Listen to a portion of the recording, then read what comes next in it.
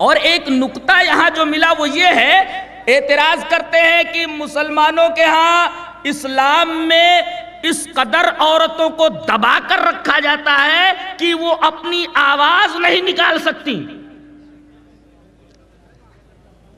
آواز کیسے نہیں نکال سکتے وہ بتاتے ہیں، کوئی لڑکی سے کسی کی نسبت ہوئی تو بولے وہ بہت کڑک ہے وہ ذرا سنبھالنا اس کو، ہاں بہت کڑک ہے، پہلے ہی دن ذرا اس کو کنٹرول کر لینا، ورنہ اگر سر پہ سوار ہو گئی تو زندگی بھر عذاب بن جائے گی تیرے لیے۔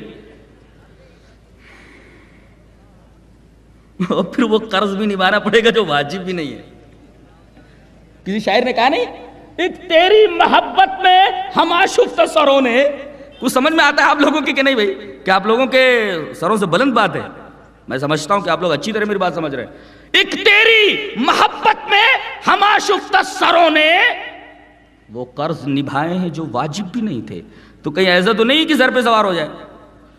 مشورہ دیا کہ کیا کرنا، کہا کہ ایک بلی پکڑنا اور خوب مارنا اس کے سامنے حجل عروسی میں جہاں دلہن کو بیٹھایا گیا ہے۔ اس نے پکڑا بلی کو، دے مارنا شروع کیا اس کو، بلی کو۔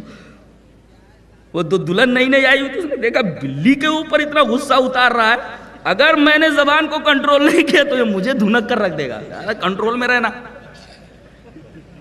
اسلام پر یہ اعتراض ہے کہ وہ عورتوں کو دبا کر رکھنے کا حکم دیتا ہے، دبا کر رکھا جائے۔ یہاں دیکھیے ایک لونڈی نبی کائنات کے سامنے بول رہی ہے کہ اگر آپ حکم دے رہے تو مانوں گی، اگر آپ مشورہ دے رہے تو آپ کا مشورہ نہیں مانتی۔ کون کہتا ہے کہ اسلام میں عورتوں کو بولنے کی اجازت نہیں ہے، وہ اپنا حق نہیں مانگ سکتی؟ یہ اعتراض بذات خود غلط ہے۔ یہ حدیث بتا رہی ہے کہ عورتوں کو بھی نبی کے سامنے بولنے کی اجازت ہے، اور وہ واقعہ تو زباں زد خاص و عام ہے، ہر آدمی جانتا ہے کہ حضرت عمر نے منبر پر چڑھ کر کے کہا کہ میں چاہتا ہوں لوگ بہت زیادہ مہر متعین کرنے لگے ہیں تو ذرا اس کی تحدید کر دیتا ہوں، کم مہر رکھا کریں۔ ایک بڑھیا عورت کھڑی ہوئی کہے چپ، خبردار، اللہ نے جب کہہ دیا ہے کہ ان آتیتموہن قنطارا فلا تاخذوا منہ شیئا، قنطار دینے کی بات کہی ہے اللہ نے، تو تو کون ہوتا ہے اس کو متعین کرنے والا؟ اگر پہاڑ کے برابر بھی سونا، پہاڑ کے برابر بھی روپیہ اگر مہر میں رکھ دیا جائے تو اس کا جواز قرآن سے ملتا ہے، تو کون ہوتا ہے اس کو متعین کرنے والا؟ حضرت عمر خاموش ہو گئے، کہا اللہ اکبر، ہمارے درمیان ایسی عورتیں بھی موجود ہیں جو عمر سے زیادہ علم رکھتی ہیں، عمر کے سامنے فتویٰ بیان کرتی ہیں۔ اندازہ لگائیے، یہ عورتوں کا مقام ہے۔ اللہ تبارک و تعالیٰ نے عورتوں کو اسلام میں یہ مقام عطا فرمایا ہے۔